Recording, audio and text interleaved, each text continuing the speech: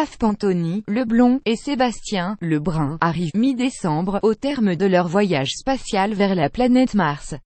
2 mois à lutter contre les effets de l'impesanteur. En fait, un voyage immobile depuis début septembre, les 2 hommes n'ont pas quitté leur lit à la clinique spatiale du CNES à Toulouse. Ils participent à la 2e phase d'une étude d'alitement, un procédé qui simule la microgravité en vue de préparer des cosmonautes à des voyages de longue durée. 16 équipes scientifiques venues du Canada, d'Allemagne, du Royaume-Uni, d'Italie et de Français au chevet de 10 cobayes au MEDES, l'Institut de médecine et de physiologie spatiale. Anthony et Sébastien couchés selon un protocole qui simule les effets de l'espace sur l'organisme. Car si flotter dans l'habitacle d'un vaisseau peut sembler ludique, l'organisme humain encaisse assez mal ce traitement dans le temps.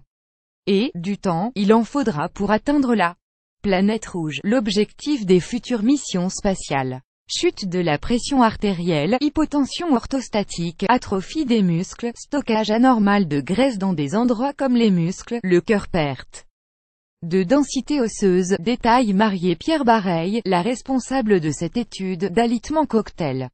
On vieillit plus vite que sur Terre, blouse blanche aux manches retroussées, petites lunettes à monture métallique. La pharmacienne explique que dans l'espace on vieillit plus vite que sur Terre.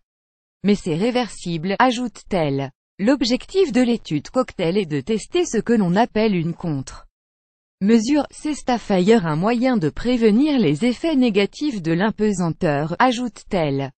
Anthony et Sébastien font partie de la 2e phase de cette étude. La première a eu lieu de janvier à avril. Le CNES et l'Agence spatiale européenne ESA expérimentent sur ces cobayes un cocktail de compléments alimentaires à base d'antioxydants et d'anti-inflammatoires censés combattre les effets de la microgravité. AFP. La biologiste du CNRS Audrey Bergouignan, qui appartient à l'une des 16 équipes internationales de cette étude, explique que s'intéresser à l'alimentation est une orientation relativement nouvelle pour la médecine spatiale. Pendant 30 ou 40 ans, il n'y avait que l'exercice physique pour se maintenir en forme.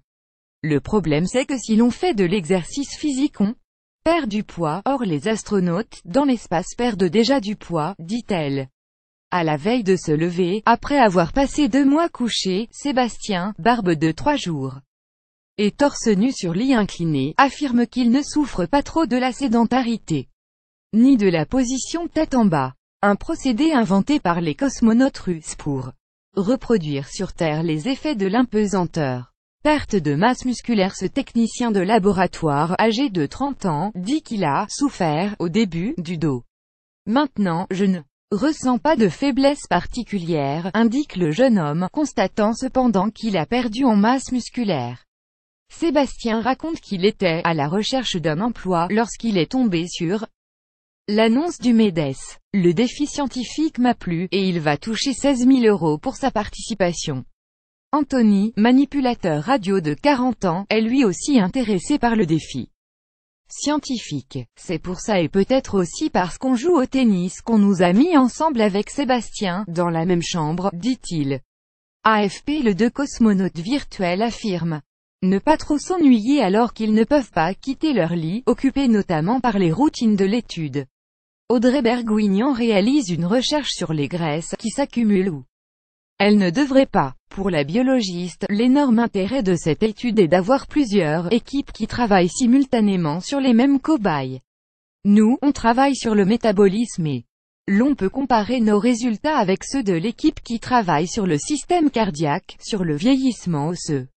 La chercheuse souligne que si l'objectif affiché de cette recherche est de préparer les longs voyages spatiaux, il y aura également, à l'exploitation des résultats, des retombées plus terre à terre, notamment pour lutter contre les effets de la sédentarité ou du vieillissement. Regardez l'espace pour mieux vivre sur Terre.